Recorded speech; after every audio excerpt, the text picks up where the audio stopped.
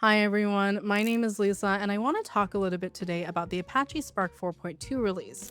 This is because there's a ton of things that have been going into it. Even the minor releases of Spark right now are getting tons of new features and updates, and it's actually getting quite hard for the community to keep up with them. So sit back, relax, and I'm going to help walk you through some of the changes that might actually improve your quality of life.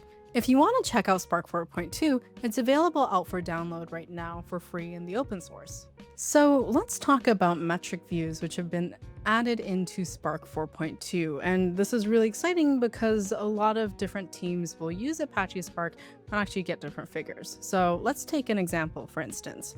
Let's say you have three teams that need a single number, in this case, something like total revenue. And each team will write its own query to achieve this number. Let's say that they're using different tables or different filters, and the totals will actually come back slightly different. And even if you look at each individual query on its own, it actually looks correct, which is kind of the issue here and why the disagreements between these values can be hard to catch. So let's use the averaging trap to show how subtle this can get. Let's say you take an average of 3 conversion rates and you get 43%. All right?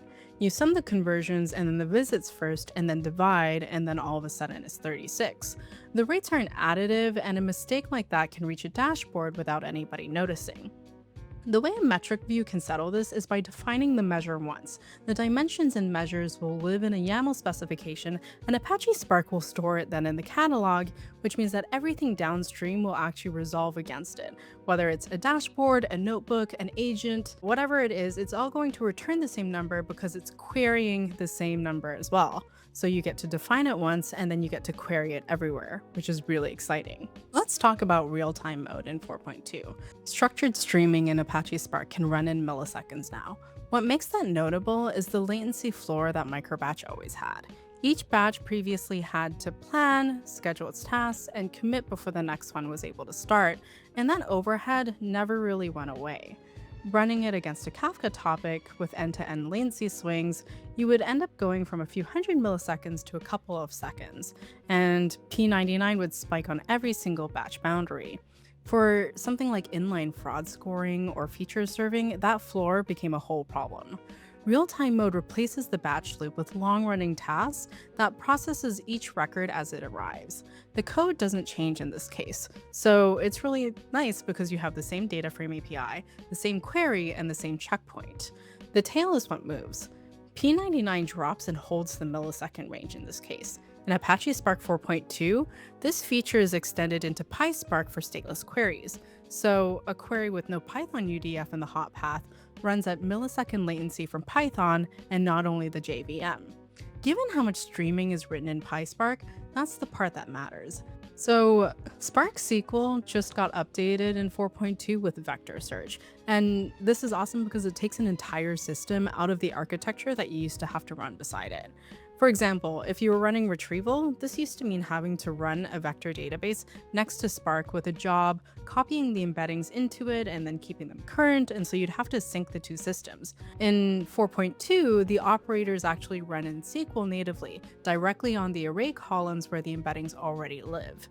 So you can get distance and similarity functions, normalization, and aggregation for centroids all natively within Spark 4.2 and Spark SQL. And you also get nearest by, a top key join that ranks rows by distance to a query vector as well, which is awesome. Give it a query vector and a k, and it returns the k nearest rows as one distributed join over the table you already have in, say, Delta, Lake, or Iceberg. The scan, the distance math, and the top k all run on a single job on the cluster. Nothing is copied out, and there's no index to maintain.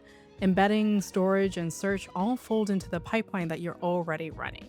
Pull Apache Spark 4.2 in the open source, and the retrieval side is already there. Let's talk about how Spark 4.2 actually helps ground agents instead of just lets them run amok. For instance, an agent is only as good as the rows it retrieves and the numbers it reports, and those fail for different reasons. For instance, an agent can pull the wrong context, or it can compute a figure that doesn't actually match the dashboard. A few of either, and people stop trusting the output of an agent totally. In Apache Spark 4.2, this lets the agent cover both. So for instance, retrieval in 4.2 can go through nearest by, or running the top case similarity join against the governed tables that you have in Delta, Lake, or Iceberg. So the agent can read the same data that the pipelines actually populate. Spark Connect also lets agents issue those queries from its own service while the planning and execution stay on the cluster. So overall, there's no vector store to reconcile, there's no second copy of the metric for the logic to drift, and using Spark Connect, you can actually separate the compute and the execution to sandbox the agent a little bit better. The AI stack has sat just outside of Apache Spark for years, or even run in parallel with it, and Apache Spark 4.2 actually moves a good part of it in. Retrieval used to live in a vector database, for instance, and you used to have to define metrics in a separate service so that they wouldn't get redefined or drift over time. And you also had to manage access to the cluster in a layer that you maintained yourself. Apache Spark 4.2 brings the three of them back into fold. And so what's left then is one cluster, one catalog, one set of grants with retrieval, the governed math, and the logic that you've already pre-vetted, and the access all running on the data rather than over a wire to another service. The AI parts now run in the engine next to the tables over top of your lakehouse itself. Let's talk about Spark Connect and what's new in 4.2. If you haven't heard about Spark Connect is used to run Spark from a client with no JVM attached. It'll split the driver into two, so you have a thin client that runs locally that builds the query plan and then send it over to a remote server over gRPC, and then the results will come back as arrow batches. This is so that the client doesn't have to carry the catalyst, the scheduler, or the cluster runtime itself. And it's just sort of one round trip that makes things much easier. In this case, arrow batches will actually stream back as partitions finish. That's what makes it possible to now call Spark from a laptop, a service, an IDE, or an AI agent, or even a Python version that doesn't have to match the cluster itself. The client will send the query, and the shuffle and the scan will stay with the data. In 4.2, this gap is also further narrowed, with Spark Classic even further. So there's more of the RDD API included, there's data frame inputs to Spark Read, clear errors over the wire, and yarn cluster mode. Python UDFs are now faster in Apache Spark 4.2 with no changes required on your code. The old path used to have to move data one row at a time, so each value was pickled on the JVM, sent to the Python worker, unpickled, and then run through the function and pickled back. Across a billion rows, that serialization ended up being most of the runtime. 4.2 moves this data as arrow batches instead. So it's columnar, meaning that it moves one batch at a time without the per row pickling, and it's now on by default as of 4.2. So existing UDFs can now pick it up on their own without any changes on the user side. For more control, the arrow UDF also operates on PyArrow arrays directly and skips the pandas conversion entirely. Through Arrow C's data interface, a Spark data frame can hand its buffers to, say, Polars or DuckDB with no copy. The result of this is less of the job spent having to cross between the JVM and Python boundary and optimizing itself instead. So what happens when Apache Spark can't read a system and there's no connector that currently exists? Well, in the current 4.2 release, you can actually write one in Python yourself, which is really cool. The way that you implement it is by subclassing data source, writing the reader or writer that you're interested in, defining how it partitions so it parallelizes appropriately, and then registering it so that Spark can pick it up. Then you read it with the same spark.read.format or write stream as any other built-in source. Apache Spark 4.2 also adds per-source profiling for time and memory, worker-side diagnostics, and queryable logs. So a slow reader is something that you can inspect rather than guess at. Applying a change feed to a table is a job that most people have to write by hand, and it's incredibly easy to get wrong. AutoCDC actually handles that ordering for you.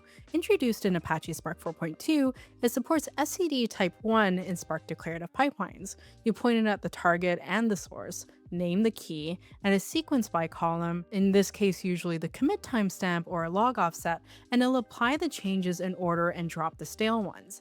The merge and the tie-breaking logic will go away, and so does the job of maintaining it. In Apache Spark 4.2, data source version 2 grows from a read path into something that's actually much more closer to a platform. DSV2 is Spark's connector interface. The contract to table format implements so that the catalyst can scan it, write it, and push filters, apply prunes, and aggregate into it. It's how Iceberg and Delta each reach the optimizer, and 4.2 makes it considerably more capable as a result. Apache Spark 4.2 closes a lot of the long-standing gaps that Spark SQL used to have. So for instance, a lot of the analytical work used to have to leave SQL for subqueries, temp tables, or the client. And Spark 4.2 actually brings much of this back into the query. So what you write is what the planner runs. Spark SQL understands geometry now. Before the current 4.2 release, spatial work used to have to mean going to a third-party extension. 4.2 makes geometry and geography real types, with the st functions on by default. St_contains tests the point against a polygon, while st_distance and st_intersects do exactly what they say. And a spatial join is a real join the planner can reason about, and it holds together across the whole path, not just in memory. Parquet reads and writes geometry columns, WKT and WKB move in and out, and the SRID travels with the data itself, so the coordinate system survives the round trip. Point and polygon and nearest store joins are now able to be written as plain SQL. So Spark 4.2 has a lot of headline features that get a ton of attention, but a release is worth upgrading to because of the hundreds of smaller fixes that it also introduces. For instance, the web UI in Apache Spark is now rebuilt on Bootstrap 5 with dark mode and a SQL plan view that you can pan and zoom. Really awesome. Error messages also state the problem and carry a real SQL state as well. Planning is also faster, compatibility is wider, and the tooling is sharper. Underneath, Kubernetes gained heterogeneous executors and stable resource manager APIs. There's a JDK25 support out now as well, and the history server also scales further, and the dependencies move forward across Scala, Parquet, ORC, Arrow, Netty, and Hadoop. So hopefully a lot of these features are things that you're interested in. I can definitely say that they're going to improve the quality of life and user experience of Apache Spark moving forward, not just for people who traditionally develop on Spark, but actually also for AI and agents as well, because a lot of them can actually read and use these APIs natively without having to move out of the Spark engine, which is really cool. And I think Spark is just moving into this much friendlier direction, which is really cool to see for a project that has been around for so long. Out currently, right now, available for download. And if you have any features that you really want in Spark 4.3, for instance, I'd love to know what you're really itching for as well. All right, thank you so much.